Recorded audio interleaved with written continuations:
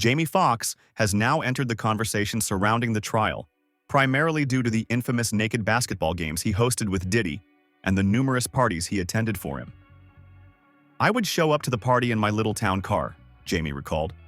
"I grabbed a town car so I could skirt past Puff's SUVs and Bentleys. When I got out, I had my camera ready, saying, 'Yo, Puff, I should document this.' He responded, 'Yo, what's up, Playboy? What you talking about?' I said, 'No, I should get this, man. You find the whole nine.' He said, yeah, let him through." As you all know, there are rumors that Diddy was behind Jamie's recent health scare.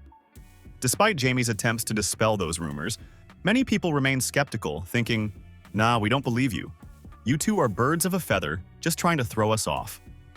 After all, we're talking about someone who claimed Ed Sheeran used to sleep in his studio. Ed has even mentioned some of the wild parties Jamie hosted while living in his house, parties reminiscent of the freaky ones Diddy is currently on trial for.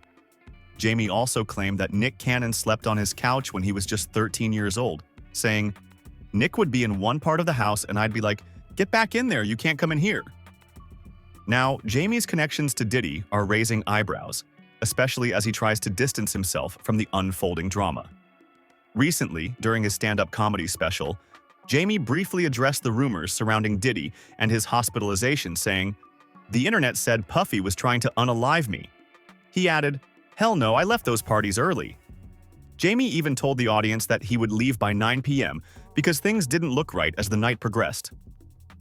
In a more serious tone, Jamie addressed the rumors in a recent interview with The Hollywood Reporter, stating that Diddy did not try to harm him. However, it's clear he's been making an effort to distance himself from Diddy, even as evidence of their interactions continues to surface. Jamie recounted a time when Diddy threw a lavish party, saying, "Yo, Playboy, this party costs $1.5 million to throw." Jamie jokingly replied, "You are out of your mind. I'll throw you a party for $400 that will rival this one." Despite Jamie's efforts to separate himself from Diddy, many believe it may be too late. Their interactions have been well documented over the years, and allegations have surfaced claiming that Diddy was the mastermind behind those notorious naked basketball games Jamie hosted. For those unfamiliar, there were once pictures, videos, and posts of Jamie playing naked basketball, but mysteriously, all those receipts have vanished from the internet. However, many swear they existed, including a post where Jamie apologized to his neighbors for the noise, saying, "I just want to say that I'm sorry, and I'm sending gift baskets to you for all the wrong I've done." If you're wondering why Jamie isn't a frequent guest on The Breakfast Club, it's because DJ Envy once asked him about those naked basketball games.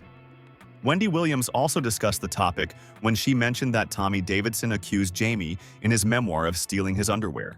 According to Wendy, if the allegations were true, it was because Jamie appreciated a high hard behind, like the ones he saw while playing naked basketball. Jamie Foxx has worked hard to erase these receipts from the internet, but anyone from back in the day will tell you they existed. What's even crazier is that as Diddy's receipts started coming out, various claims emerged that he was the mastermind behind those naked basketball games hosted by Jamie. A TikToker even shared first-hand information about the games, claiming that after discussing them, she received a phone call instructing her to take down her videos. She hinted at one participant being someone married to someone who enjoys lemonade, providing buzzing sounds as another clue. When I first heard about the Jamie Foxx situation, I was just 7 years old, practically living at radio stations with my mom. I overheard adults discussing these celebrity naked basketball games and thought, why do those men want to play basketball naked together? It seemed silly at the time, but as an adult, I realized it was similar to what Wendy Williams had been trying to tell us for years. Wendy has been exposing Diddy for a long time. In her 2004 book, The Wendy Williams Experience, she expressed contempt for Puff, claiming he tried to ruin her career.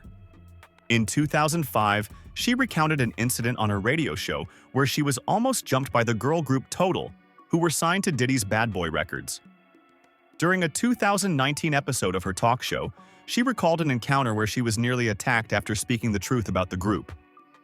Wendy also suggested that Diddy was behind her firing from the radio station during a 2013 interview with Vlad TV, where she discussed how her firing revolved around speculation about a certain hip-hop musician. Additionally, Wendy invited former Bad Boy rapper Mark Curry on her show to discuss his book, Dancing with the Devil: How Puff Burned the Bad Boys of Hip-Hop.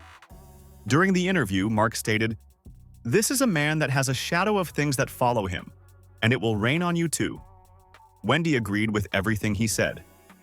Wendy also interviewed Karen Superhead Steffens, who was one of the first to expose Diddy. In her book, she described how Irv Gotti passed her off to Diddy, leading to a hookup that involved substance use and a desire for a man to be involved. Karen later recounted another encounter with Diddy at a party where she noticed a lot of questionable activities.